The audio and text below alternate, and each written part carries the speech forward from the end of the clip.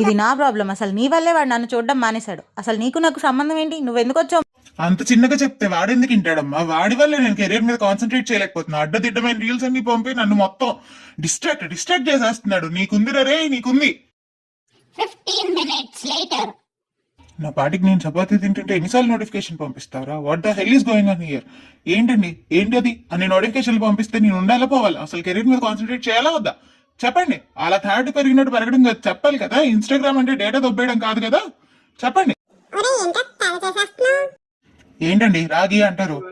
ఏంటండి బ్లాక్మెయిల్ చేస్తారు, బ్లాక్ చేస్తారు?